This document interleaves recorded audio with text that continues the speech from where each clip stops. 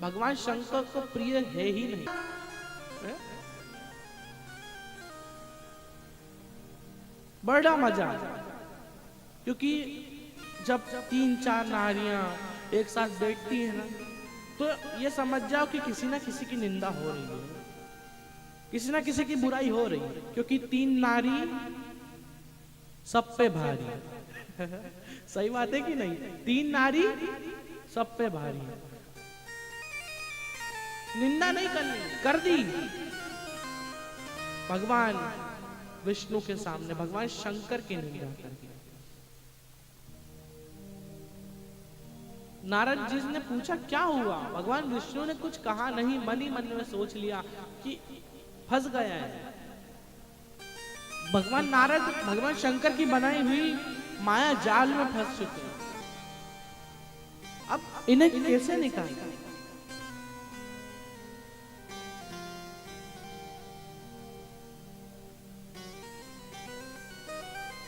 कैसे निकाला जाए?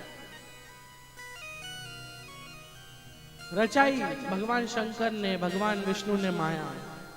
नारद जी जब जा रहे थे, जब भगवान नारद जी गुजर रहे थे, जब नारद जी गुजर रहे थे, तब उसी समय पर भगवान विष्णु ने माया रची। बड़ा सुंदर एक शहर,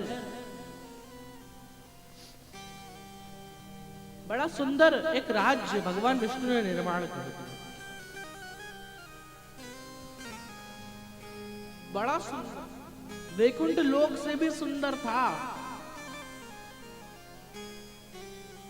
भगवान नारद ने देखा कि इतना सुंदर राज्य, कौन है इसका राजा? जरा मैं भी तो जाकर देखूं।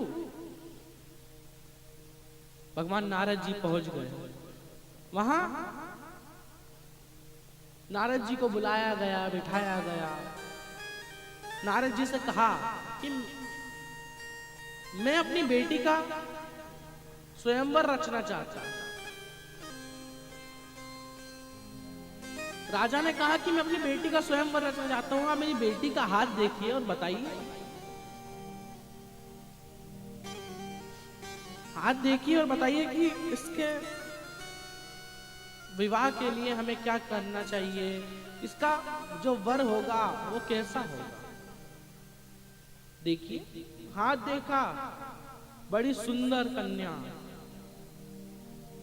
बड़ी सुंदर। हाथ को देखा, देखते से ही कह दिया कि इसका जो पति होगा, क्योंकि भगवान नारद जी के मन में अब विवाह का विचार आने लगा। नारद जी ने कह दिया कि इसका जो पति होगा ना, वो कामदेव को जीत लिया होगा। इसका जो पति होगा उसने कामदेव को जीत लिया होगा। इसका जो पति होगा वो भगवान नारायण के गुणगान गाने वाला है। ठीक है, चले नारद जी भगवान विष्णु से। भगवान विष्णु के पास चले। भगवान विष्णु के पास पहुंचे, कहा कि नारायण, मुझे एक रूप दे दीजिए आपका, ताकि मुझे स्वयंवर में वो जो कन्या है वो पसंद करे। मुझे आपका रूप चाहिए ताकि मुझे स्वयंवर में कन्या पसंद कर ले और मेरा विवाह हो जाए। कुछ कृपा करिए, आपका स्वरूप मुझे दीजिए, स्वरूप को दीजिए आप। भगवान विष्णु समझ गए अब क्या करना है।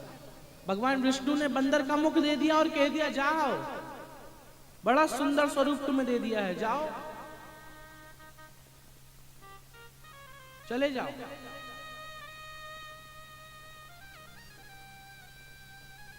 पहुंचो,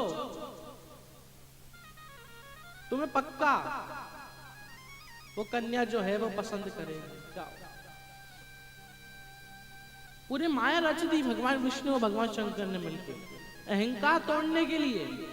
और एक बात याद रखना, जब भगवान शंकर का भक्त, जब भोलेनाथ का भक्त, जब त्रिकालदर्शी कैलाशी अविनाशी का जो भक्त होता है ना, जब गलत रास्ते पे चलने लग जाता है, जब भगवान शंकर का भक्त अहंकार में आ जाता है, जब भगवान शंकर का भक्त अहंकार में अपने आप को बड़ा समझने लग जाता है, भगवान शंकर खुद अपनी लीला से, भगवान शंकर खुद अपने माया से उसका अहंकार तोड़ते हैं।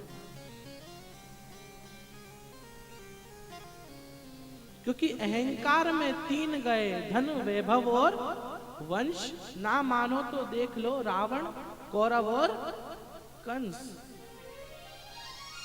भगवान शंकर अपने भक्त को, भगवान शंकर अपने भक्त का भला सोचने के लिए उसका अहंकार तोड़ देते।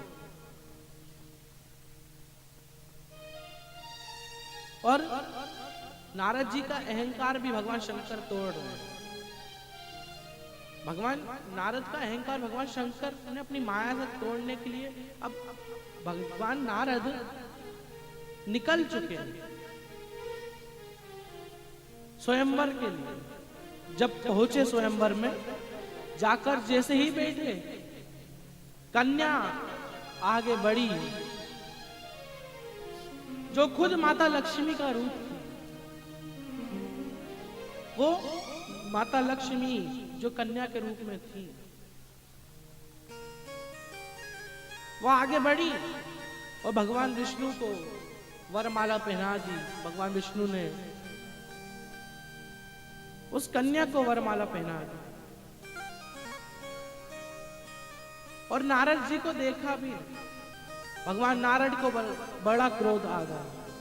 दो भगवान शंकर के गण वहां पर बैठे थे, ब्राह्मण का रूप धरकर वहां पर बैठे हुए।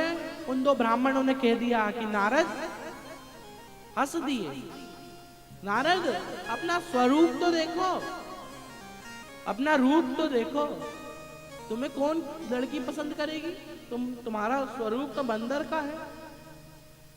दोनों को श्राप दे दिया, मैं तुम्हें श्राप देता हूं, आने वाले समय में तुम दोनों को राक्षस बनना पड़ेगा, तुम दोनों को राक्षस रूप में जन्म लेना पड़ेगा। श्राप दे दिया।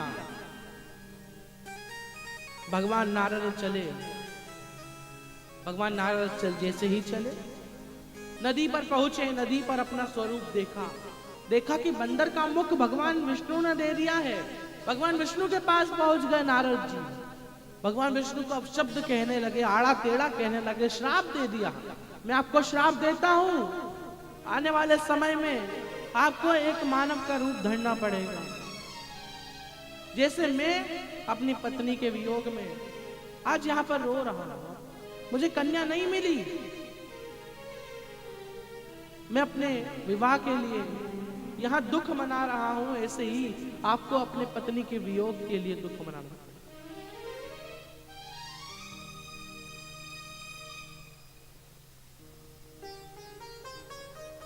क्रोध में, जब व्यक्ति को क्रोध आता है, जब व्यक्ति क्रोध में आता है, वो कब किसको क्या कह देता है ना पता नहीं चलता।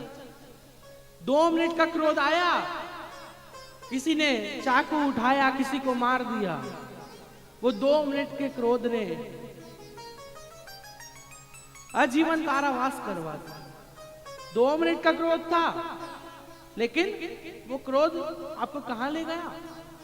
2 मिनट का क्रोध आया, एक व्यक्ति ऑफिस के लिए निकला, ऑफिस के लिए निकल रहा था, एक पत्थर में लात मारी, वो पत्थर में जैसे ही लात मारी, एक श्वान को, एक कुत्ते को लग गया।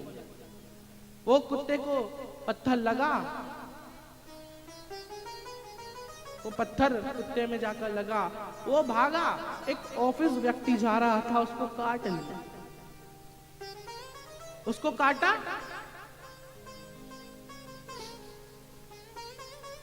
वो व्यक्ति बड़े क्रोध में ऑफिस गया। एक मैडम ऑफिस में रजिस्टर लेकर आई, हपाड़ा मार दिया, एक चाटा मार दिया। रोती रोती अपने ऑफिस में वो गई। एक चाय लेकर एक व्यक्ति वहां पर पहुंचा, चाय को फेंक दिया, व्यक्ति में चाटा मार दिया। वैसे ही अपने जीवन से बहुत दुखी था। एक कमरे में गया, अपने ऊपर घास में छिड़का, आग लगा दी। क्रोध किसका था? जो व्यक्ति ऑफिस के लिए निकल रहा था। क्रोध गया किस में? उस श्वान में, कुत्ते में। क्रोध आगे बढ़ता गया, बढ़ता गया, बढ़ता गया, बढ़ता गया, और अंत में जाकर किसी ने उस क्रोध की वजह से आत्महत्या कर ली। 2 मिनट का क्रोध आता है, 2 मिनट का, और वो क्रोध क्या क्या करके चले जाता है आपको ही नहीं पता। जब क्रोध आए, भगवान का भजन कर लो। जब 2 मिनट का भी क्रोध आए ना, जब लगे कि अब ज्यादा हो गई है, तो भगवान का नाम जप कर लो। श्री शिवाय नमस्तुभ्यम जप लो, ओम नमः शिवाय जप लो, या भगवान का भजन करने लगो। क्योंकि वो क्रोध पता नहीं आपको कहां लेकर चले जाए, पता नहीं आपके हाथ से क्या करवा दे।